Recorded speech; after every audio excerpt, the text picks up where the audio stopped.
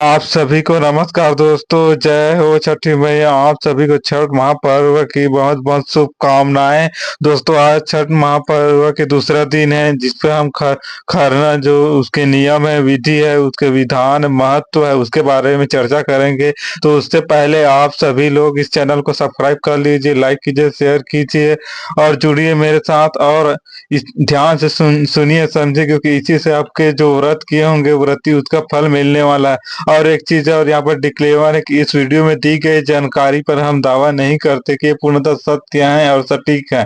इन्हें अपनाने से पहले आप इससे संबंधित विषय विशेषज्ञ से एक बार जरूर सलाह ले लेंगे। तो चलिए दोस्तों, शुरू करते हैं आज का यह वीडियो। खरना की तिथि एवं समय की बात की जाए तो खरना की तिथि जाने, सही तिथि एवं समय तो ही पूरा व्रत का फल मिलेगा आपको दोस्तों। तो छठ पूजा के दूसरे दिन की शुरुआत खरना से होती है। यह इस साल यह 6 नवंबर 2024 बुधवार तो कार्तिक शुक्ल पक्ष पंचमी तिथि को मनाया जाएगा। इसकी शुभ समय आप ध्यान से सुन लीजिए। सूर्योदय सुबह 6:37 से सूर्यास्त 5:32 तक रहने वाला है। जी हाँ दोस्तों, सूर्योदय सुबह 6:37 से आरंभ होगा और सूर्यास्त 5:32 तक रहेगा यहाँ। तो इस तिथि में आप खरना के पूजन तिथि समय, खरना के जो भी कार्यक्रम है उसको कर सकते हो आप। दूसरे बिंदु पे बात करें तो खरना होता क्या है, इसको जानिए, इसकी महत्व को जानिए। अगर आप भारत के हैं तो आपकी पूजा, आपके धार्मिक त्योहार, इसके बारे में जानना आपका एक प्रकार के जागरूक होना बहुत जरूरी है। इसकी महत्ता जानने से ही आपको शुभता का आगमन हो जाता है, आपको अच्छा कार्य सफल होने लगता है। तो इसके महत्व को जानिए। तो इस महत्व के बारे में मैं कुछ बताना चाहता हूँ। इस बार छठ पूजा के दूसरे दिन 6 नवंबर बुधवार को है, तो इस दिन शाम से लगभग 36 घंटे का निर्जला व्रत आरंभ हो जाता है।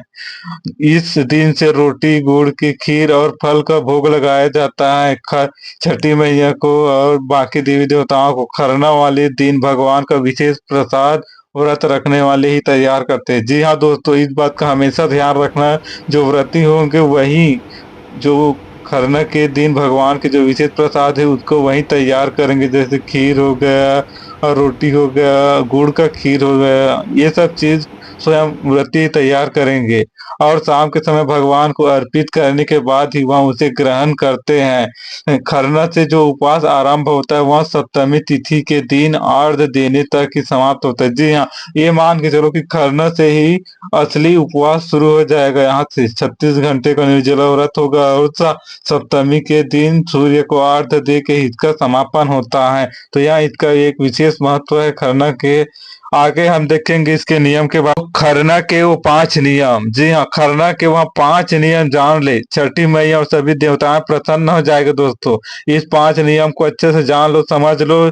आप नहीं आ रहा है तो स्क्रीन को रोक के देख लो इसको। तो पहला नियम की बात करते हैं तो इस दिन मिट्टी के चूल्हे पर गुड़ की खीर बनाई जाती है। इसके लिए पीतल के बर्तन का प्रयोग किया जाता है। यह खीर बहुत ही शुद्धता और पवित्रता के साथ बनाई जाती है दोस्तों, इसीलिए मिट्टी के चूल्हे का प्रयोग किया जाता है। ये सभी आप लोगों को मालूम ही होगा। खीर के अलावा गुड़ की अन्य मिठाई, ठेकुआ और लड्डू आदि भी बनाई जाती है। जो आंचलिक मिठाई होता है वो गुड़ के द्वारा बनाया जा सकता है भोग लगाने के लिए। 5 नियम में से दूसरा नियम यह है कि खर्रा की यह खास खीर सिर्फ व्रती इंसान ही बनाता है। जी हाँ दोस्तों, इस बात का हमेशा ध्यान रखना। खरना के जो खास खीर है उसको सिर्फ व्रती इंसान ही बनाएगा।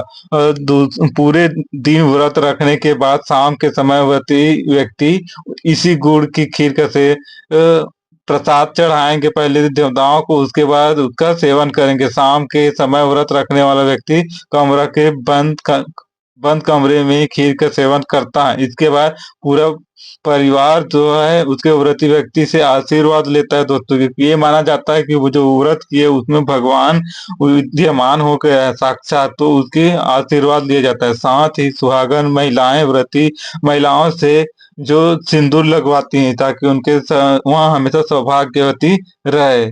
तीसरे नियम की बात करें तो शाम में केले के पत्ते पर खीर के कई भाग किए जाते हैं। जी हाँ, अलग अलग देवी देवताओं को अलग अलग चढ़ाने के लिए खीर, जो लोग गुड़ के खीर बना रहे तो उसका अलग अलग भाग करते हैं। छठी मैया के लिए, सूर्य देव के लिए और अलग-अलग देवी देवताओं के लिए निकाला जाता है। इसके बाद केला, दूध, बाकी पकवान भी उसके ऊपर रखे जाते हैं। फिर छठी मैया का ध्यान करते हुए अर्पित करने के बाद व्रती महिलाएं इसे ग्रहण करती हैं। कमरा बंद करके भोजन करती हैं, फिर इसे परिवार के सभी लोगों के बीच प्रसाद के रूप में बाँट देते हैं दोस्त। खरना के चौथा नियम यह कहता है कि खरना के दिन जब व्रती गुड़ की खीर का भोग लगा ले तो परिवार के सभी लोग इससे आशीर्वाद लेते हैं। इसी के साथ वो व्रती जो लोग हैं उनका 36 घंटों का निर्जला उपवास मुख्य व्रत आरंभ हो जाता है, जो आपका सप्तमी में सूर्य को अर्घ्य दे के ही समाप्त होता है दोस्तों। इसमें सुबह के अर्घ्य देने तक फिर अन्न जल कुछ भी ग्रहण नहीं करना होता है। पांचवा नियम यह कहता है कि छठ का व्रत रखने वालों को भूमि पर ही शयन करना है। जी हाँ, भूमि पर शयन करना है, बिना तकिया का सोना पड़ता है। चटाई वगैरह होगा उसी में सोना पड़ता है और यहाँ पर पूर्ण ब्रह्मचर्य का पालन भी करना होता है। तो दोस्तों यहाँ तक महापर्व छठ के जो दूसरे दिन का जो खरना का नियम है, खरना कैसे किया जाता है, इस चीज की जानकारी दिया गया है। अगर जानकारी अच्छी लगे हो, आपके उपयोगी हो तो चैनल को सब्सक्राइब कर लीजिए, आगे बढ़ाइए और लाइक एंड शेयर कीजिए। धन्यवाद। जय छठी मैया, छठी मैया, जय सूर्य देव भगवान की जय। छठी मैया आप सभी की मनोकामनाएं पूर्ण करे। जय हिंद, जय भारत।